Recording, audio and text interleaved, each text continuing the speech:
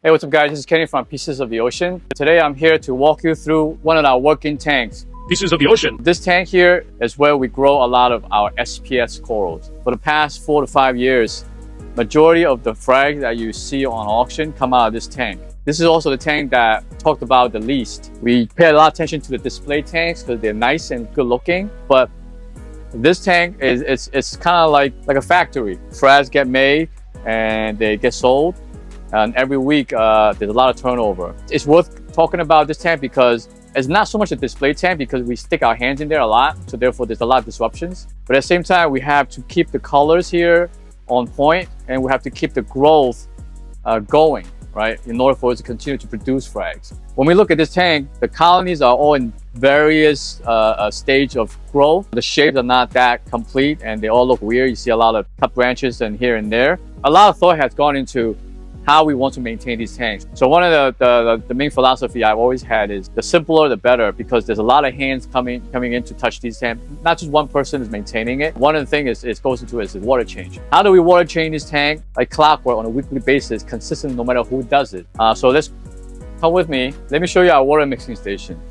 This pretty much provides the lifeline for the entire store. The right side is RO, the left side is saltwater container. So salt water on the left, RO water on the right. And then we have a mixing pump in the middle. Right now, this is closed off, this is open. So the water is constantly churning. Now, when we need to bring water in from the RO side to salt water, we open this valve and then we close this valve. Then it will bring the RO water into the left side. Now, this also serves as a top off water for the entire store. So the way it works is there are two pipes. The top pipe, it's a 1-inch PVC that sends water to the left side, but then if you look over there, it's teed off to a 1/2-inch pipe which sends water down across the middle of the floor to the right side of the store. The tanks on both sides of the store gets RO topped off by this tank via gravity. So it comes out on the bottom and then gravity feeds RO water, RO top off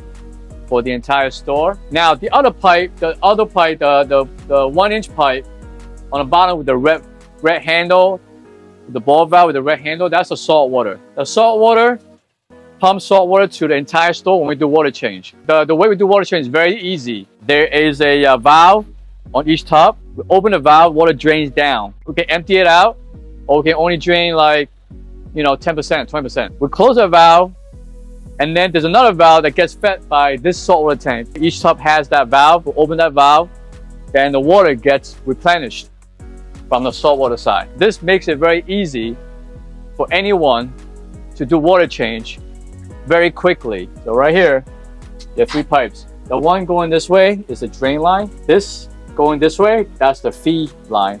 This 1/2-inch pipe is RO water. We change water with Instant Ocean. We always use Instant Ocean for all our water. We sell this to our customer, and we also use this for our entire store. It doesn't matter if it's an inverse system, doesn't matter if the SPS tank. The reason why we Instant Ocean is obviously it's very economical. The stability and the consistency of the mix is overall historically very stable, and we like that a lot. Now, when it comes to water change, well, look at Kevin here. So that's our microscope, and Kevin using it to look at. Looks like it's phytoplankton that you are looking at, right? Yeah, so here we're looking at the status of our phytoplankton culture in the back. We can see that it's still healthy and not contaminated as they're swimming all over the place. Right here is Tetraselmis. We will be culturing multiple different types of phytoplankton in the future. These phytoplankton are a crucial part of breeding rotifers, which we have in the back, and that's contributing to our clownfish breeding project. So we'll keep you guys more updated as time goes on that project, and I'm sure we're going to have some great results. So going back to this tank, a lot of questions people ask is all right, how is this tank run? What I believe contributes to the success of the tank, considering how much turnover this tank generates. I think water change has a lot to do with it. So considering we ship every week out of the tank, and when we ship, we have to top off the tank again, especially during live sales. It almost gets like a constant water change, On top of it, we have a schedule, weekly 20% water change on this tank. Aside from that, there's really nothing else that we dose in this tank. When we started it, we started with calcium reactor. Then as the colony started to grow in, we saw that the calcium reactor was having a hard time keeping up. Then we added a cow boxer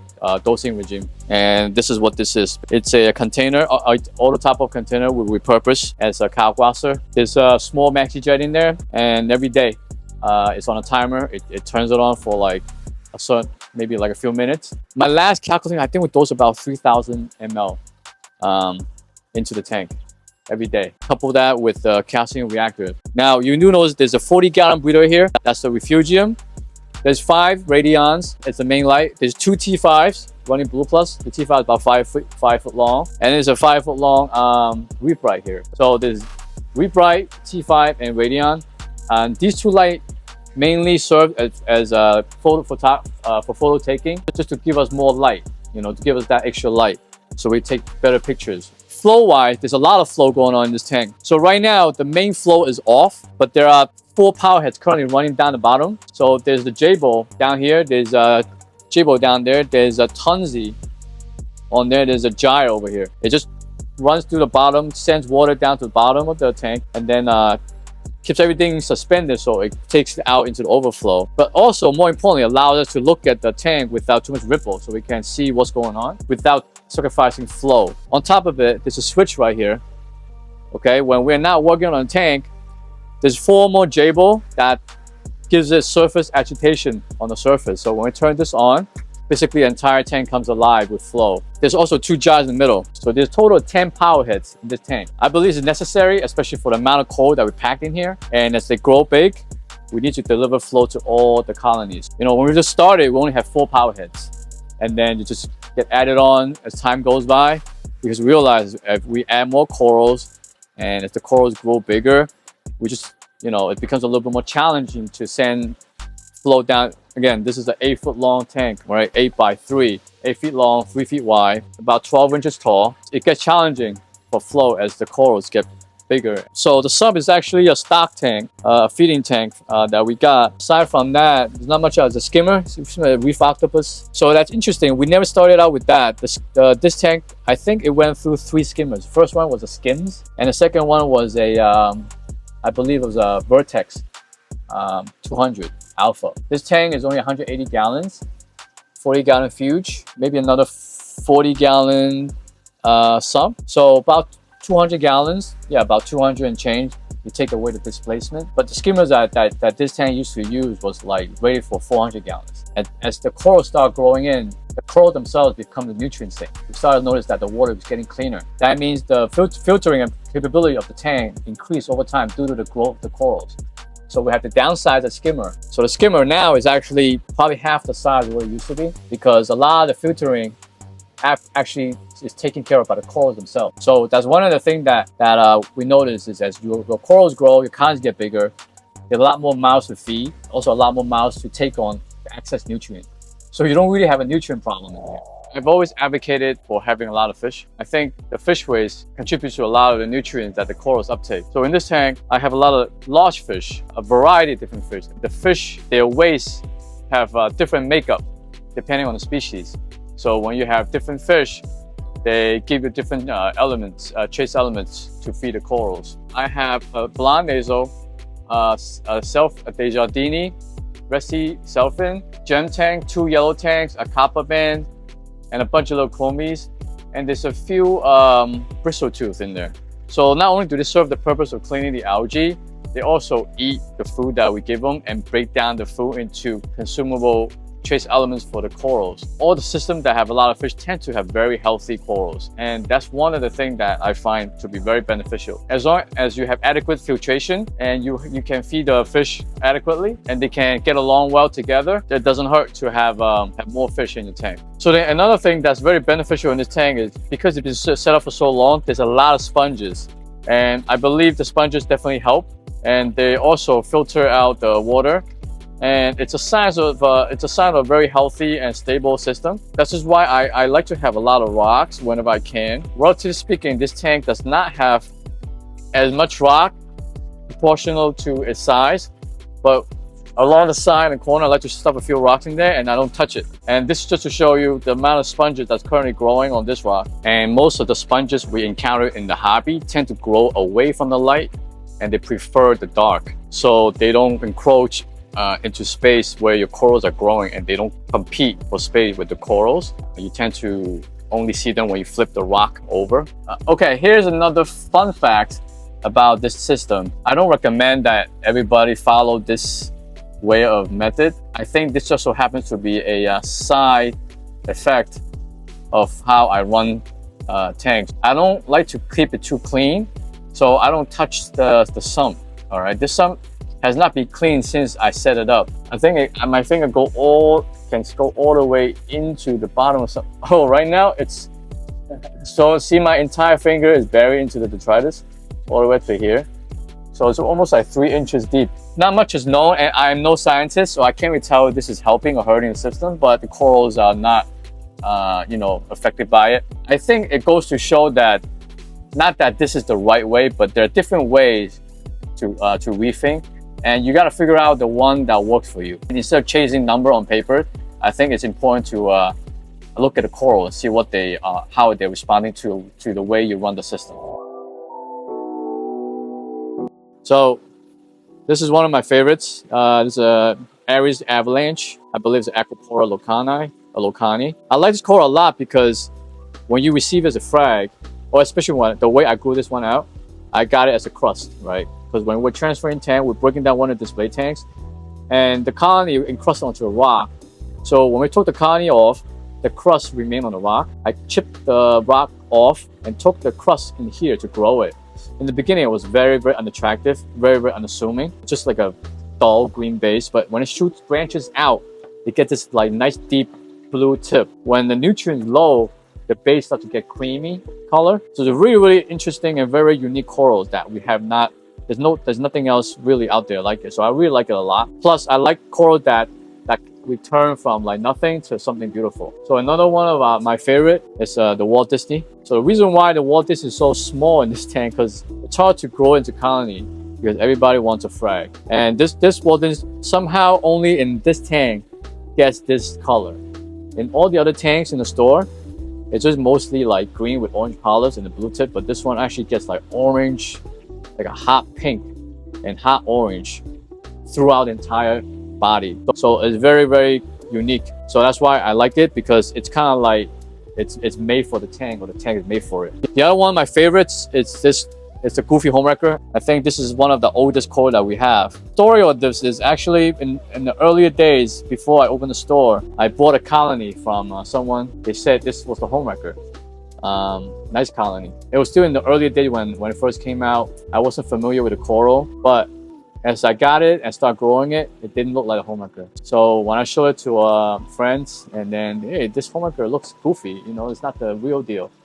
And that's why we call it the Goofy Homewrecker. We've been growing it for over 5 years now. If you haven't heard, we're actually running a contest of who can grow this the fastest. So check it out on our YouTube channel, or check out the thread on Reef to Reef. It'll be interesting to see who wins. Still too early to tell though. It ends on August 31st, I believe. But I think there's a lot of interest. We'll keep it going, because growing coral it's a long game, right? Kingdom Hearts is another one of my favorite too. This coral is very special because it's kind of like a cross between the Pinky the Bear and Vivid Confetti. We acquired this coral on our trip to California in 2021, visiting Route 66 Marine. Eric, who's the owner of Route 66, had a colony already growing in his facility, and then the orange gold polyp just caught my eyes. So this is a very it's very hardy too. It grows fast, hardy, and it's beautiful. It's got very nice purple tip, gold polyps, and pink corallites, and then also pink throughout the body. So this is a very nice coral. If you're just starting out in SPS and looking for something that's beautiful and easy to grow, this would be a great coral to grow. So here's another classic coral that was one of my favorites that I was lucky to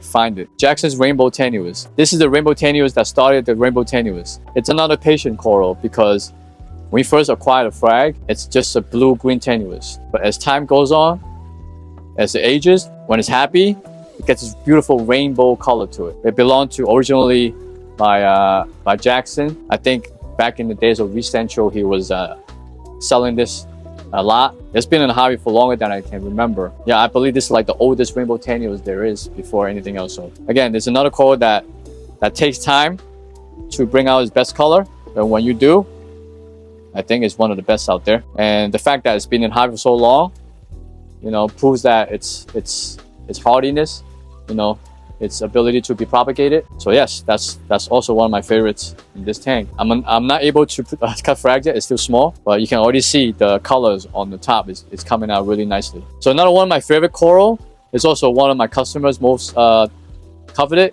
It's a shortcake, strawberry shortcake. So there are many different varieties, and I have 3 here. I have the original unique coral strawberry shortcake. So that's the piece that Unique Coral first imported in 2019, I believe. They were the first one to bring it to market. So that's the OG Unique Coral strawberry shortcake. Then I have our ultimate shortcake. So the ultimate shortcake is a lot more intense in color. It's not a phenomenon of a coral that gets fragged too much. You see the shape is kind of like weird. And then another one is our flaming shortcake. So the flaming shortcake actually gets a really hairy polyps. So we have 3 varieties here, and it got the perfect color combination that everybody loves, and it's a very hardy coral. When they harvest strawberry shortcake acros in the wild, they come in really large size.